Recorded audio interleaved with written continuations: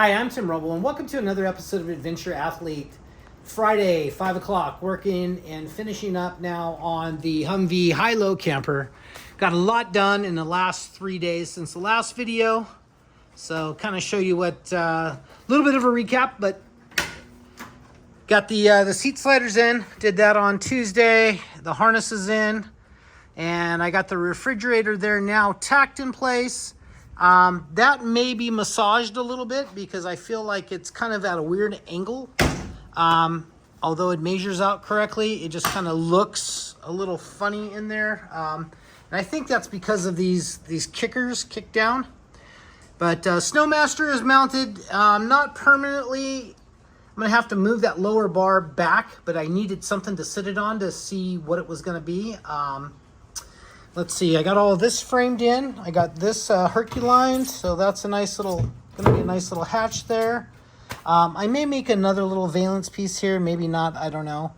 But you do see the water tank in here, and that's gonna be its position. So since the last video, the bed was down low. It was, I think 4.5 inches lower than what it is currently. I raised it up just so I would have no problem with this. And then I do want to do an under bed bend, so when you lift up the bed that it comes up. But definitely been hammering down. I got the ramp all finished up, cut the tacks. I got the deadbolts in today, and just kind of got the outer valance painted. See if I can do this with one hand. The answer to that is no. There we go. All right, so that comes all the way down. You guys get the idea. I've decided I think I'm gonna do this. I'm gonna utilize the winches to connect to this. So I did put in some little winch points there. Just because it, in a couple of different positions, it actually works out really well. As far as having it flat here, it would be nice to have that as like an outside tabletop to prepare some stuff, do some barbecuing and everything on. I've left this open because I'm using this as the entrance right now. But as we go up and inside, plenty of room for a bed. Up top is going to be a bed also. Let's see if I can sneak up in here and not bang my head on the fan again. But yeah, I got to massage this the Snowmaster mount. That'll be done tomorrow. Unfortunately, that's as low as I can get it. I could go actually an inch lower if I didn't use the tubing to come this way. But just the way it works out, it ends up being about a 38 inch counter height. So I think I'm going to drop the sink and everything down to about a 36, which will be just like right where that little lip is right there, just 2 inches lower. And come across, so you can see right there I have the sink staged, I have the stove staged. There'll be a cubic mini after that. I still have to frame up all of this and get the winch in, but we are moving right along. Super stoked. I already have the wood cut for the ramp. Take you back there and show you that. Really been putting in my best effort to haul butt. And I thought right now why I'm doing this, and it's still fresh on my mind, to talk about a couple tips and tricks on this stuff. So I use the Herculiner. I'll leave a link below to my store on Amazon. I'm a affiliate. But I use, this is my 10th gallon that I've used of Herculiner. So it tells you I actually believe in the stuff and go after it every single time. But long story short, do the back side, or the side that you're not going to see first. So this is the back side to the piece on the ramp. You can kind of see where the door handles go. And then this would be the top, is what you're going to see. And I say that because if it sticks or leaves the edge, then you can kind of blend that out and go down the road so you have a prettier piece. But I've been doing this so long now, rolling it on. Here's the roller I use for it. And it's stuck up there, of course. There we go. I just use a normal roller. It rolls on. It comes with 2 rollers. It comes with a roller. That's actually a different one because I dinked up the other one last night. But basically, I run a coat and then put a another coat on the next time. So this is the back side, and this is exactly what I'm talking about. So I'll take a sander and sand that off, and then finish that off when my next gallon shows up tomorrow. So that's kind of my tip there on that. I have these little pieces of wood set up because I had a thought process on this time. There's a dissimilar height with the lip that I wanted to use inside the Humvee. Not a big deal, but I am kind of a perfectionist. So you can see there's probably a 3/16 step. So I plan on cutting those and then doing a perimeter around on that. But give me plenty of storage down here. That's super nice. That's where all the tools and everything are going to go. Why I ended up putting the water inside versus where I had talked about it down on the lower frame rails is I just got to thinking, like, you do camp in the snow, you do camp in the cold, so why would you want to worry or risk that happening? Because I had a water tank on the other thing on my box van build, the first one I did. And yeah, the rule is always pump out the water for your coffee. I woke up in the morning, no water, which sucks. So at least you could have some coffee while you're waiting on the tank to defrost. Another tip and trick. So I do have this Revolution cold saw set up for 45s. And you get it there and it cuts a really nice 45. The thing's kind of loud. And the pieces of metal that come off of that are hot on your arm. So to get a good 45, I started doing this. So if it's a 2-inch tube, you cut back 2-inch and you leave a cap on it. And so that nests in there and welds in place. And now you can use your square to get in there. And it's just an easier way to get a capped, non-open corner. And then I do most of this on these fabrication tables, which these are like $200. This is a no-brainer. But you measure that out, you cut it. I have everything set up here. I usually cut that first notch on the chop saw, and then I come out here and I grab my angle grinder with a cutting disc on it and make a cut. And for all you OSHA people that are like, oh, you don't have a guard on that. Nope, don't have a guard. I haven't used the guard in 30 some years. After I saw a guy chop his finger off in the guard. Not something I need. I don't usually run my face directly in line with the wheel, but do that at your own risk. But you come over here and you look at all of my cutters, and if you're wanting a super safe cutter, the Milwaukee and the battery powered are a lot less powerful than the little Bosch that I use. Those things actually take off some material pretty quick. And if you're not really paying attention, you could actually get the thing caught up in some stuff and have it go for a loop. But after, I'm going to say 30 or 35 years using those, I bought a Harbor Freight for like $9 back in the day. And I used that thing, because $9 was a big expenditure back then. But I used that thing for a chop saw. I used it for a grinder and a sander, and I only had one. Because buying another one would have been another $9. But you can see how I think about that now. I have each one set up, so I just grab it for that specific application. So basically what you see on this welder, which is a Miller-Matic 255, it does have a pulse feature on it that I do not use. I have it set up in the computer as a spot, and I usually do my welds as a spot timer. Bzz, bzz, bzz, bzz. But you can actually run a fast hot bead also, but that's how I weld. Probably one of the most controversial things in welding. Fab school teaches it. I actually did some plates in the Air Force and then had them non-destructive tested and looked inside, x-rayed, and passed that certification with a MIG weld. So I feel super good on bend test and all of that. I've built several off-road cars that way. Extreme Performance, Tatum, a lot of those upper end sand car manufacturers, that's how they put a car together. Is it the right way to do it? It's what works and what holds up, and it's probably the easiest way to get a good weld. So pay attention in the future. I'm going to have some more fabrication videos. As you can tell, we're talking a little bit more about fabrication this time. So with fabrication comes, and that's all you're doing, is just solving problems through what you can do with metal or a welder or your skill set. And packaging is one of those things, and you can tell how tight everything down here is now. This is all set up for the harnesses. I got the inverter back behind the seat, down as low as I can get it. I still have a charge controller and a propane bottle to put in here. I'm going to box all of this so it vents to the outside, and I'm going to carry a propane tank all nested down. I feel a little nervous about that, being that's in the battery area, but I'll make sure that everything is isolated. You can see that I have all the leads and everything for the wiring is going from here up to there, and I think I'm just going to do something super simple with the wiring on this because I don't have a huge need for wiring.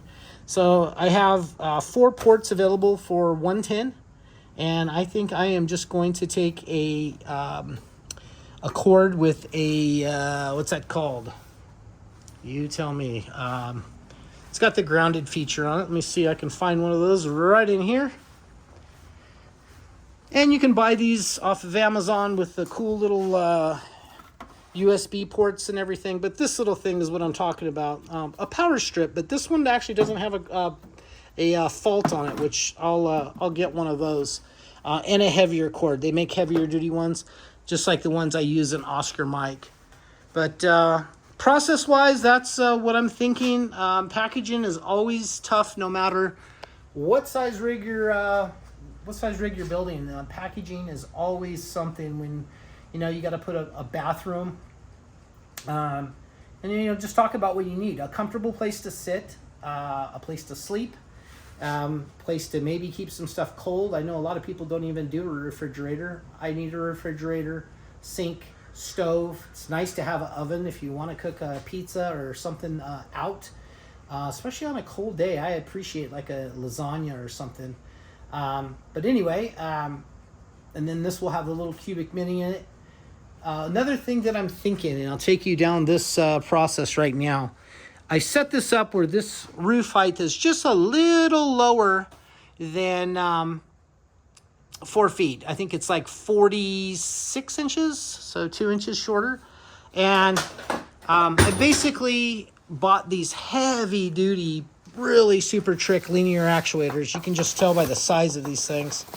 They have a super big barrel on them. The shaft is huge. These are super heavy duty, ready for 2,200 pounds a piece, but I bought 24-inch instead of 30 inches.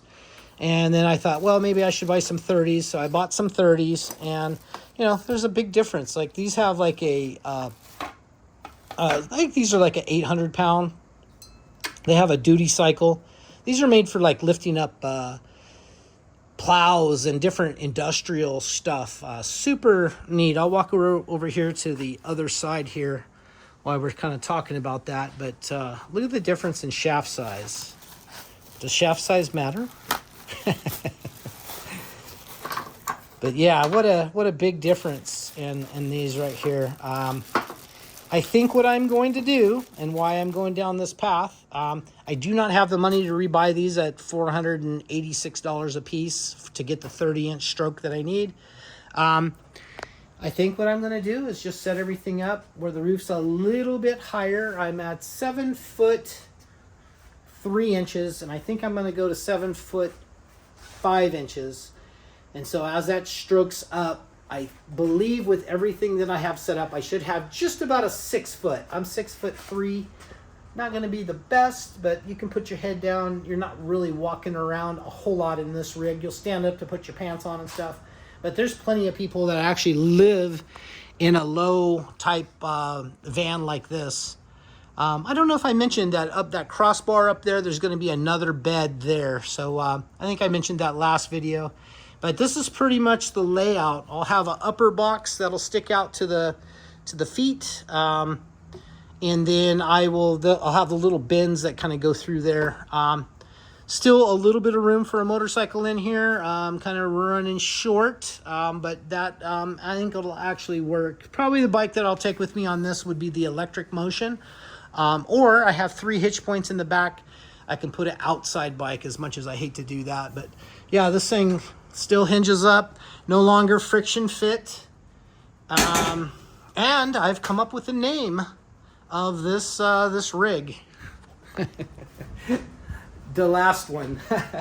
this is the last build that I am going to do. So I got one more month of just hardcore hammering down on it. By August 1st, we're going to Newport Dunes, and I want this thing operational. So I am hammered down 100% on it each day, and I'm tired. I am sweaty.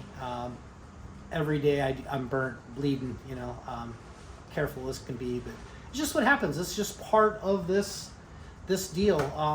Up in the morning early, go take the dogs for a walk / run, get back, and then start hammering, take lunch around 1 o'clock, and have something to eat, and then back at it in the next 30 minutes. So putting in the time, 8, 10, even like a 12-hour day, I think I got in there one time. It's hard. It's hot.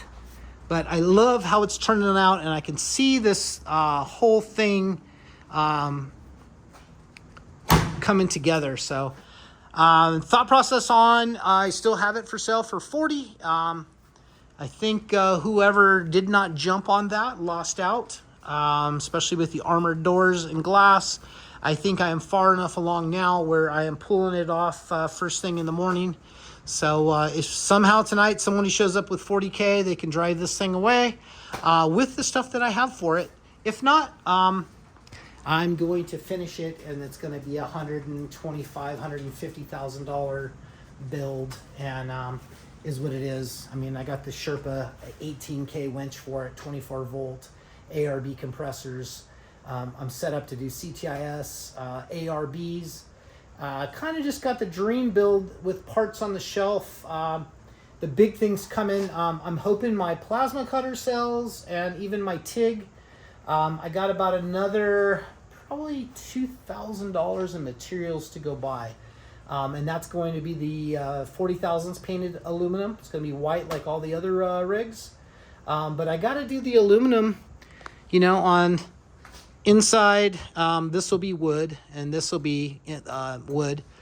But on the inside panels, I'll probably do a thinner marine grade plywood. On the outside is going to be the 40 thousandths aluminum, and then on the inside of the next thing that slides up is going to be 40 thousandths aluminum. And then on the outside of that's going to be 40 thousandths aluminum with the polystyrene reflectix in the middle. So I'm going to go through probably, I don't know how many sheets. I haven't even figured it out yet, but I'm going to say close to what I put on Oscar Mike is going to be on this, because it's going to be double-sided.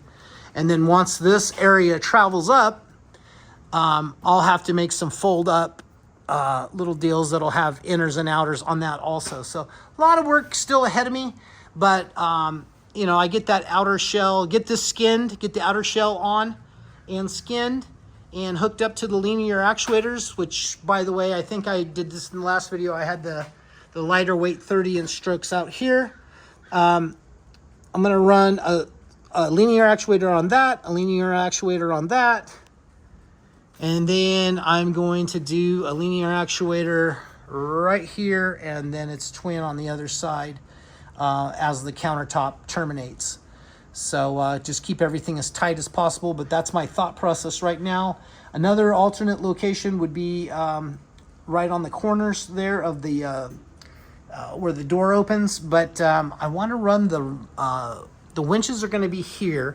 Primary purpose for the winch is to winch the tire down. As tough as I am, a 40 is too hard for me to get up and get a hold of to put it on by myself. So I'll use the winch for that, but I had thought about running a fair lead roller like right in this area. So you can take the winch and run that out of a fair lead into this fair lead and then down on the ramp. And that allows you to put that ramp at any angle that you want. And, I have 2 winches available. Actually, I have another one on the shelf.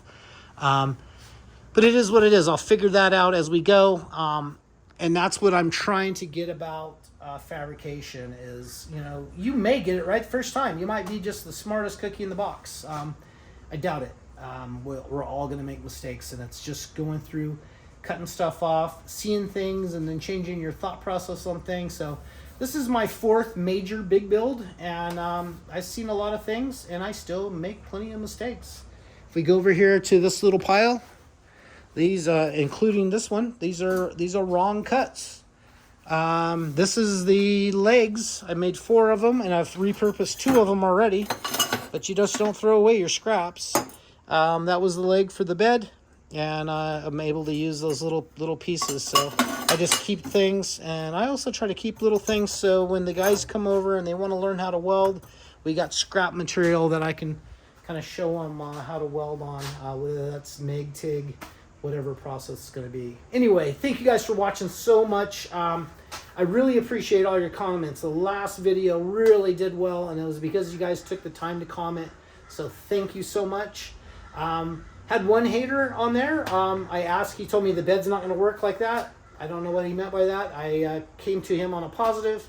But if you want to bet against me, please do. I would love you, because I will prove you wrong every single time. I'm the guy that's going to put in the work, and I'm the one that'll tell you, hey, I made the mistake. I'm going to cut it off and fix it. So that's what I do. That's how I've got into this, and this is why I love fabrication so much, that you can take something that's in your mind and something that you drew on a piece of paper and bring something to life that came out of your head. And that's the deal with having a fabrication skill set. It's really neat to be able to do that. So questions, comments, please hit me up. You want to know how to do it, you want to complain about the way I weld or whatever, hey, leave the comment. I appreciate each and every one of you. Like and subscribe. That's going to be it for now. And if you need to use Amazon, please use that link. I get a small little fraction of that. And I'm just trying to grow the channel and trying to bring you guys great content. You want to see something, please hit me up on that. That's going to be it for now. I'm Tim Roble. Thank you guys for watching, and I'll catch you here next time.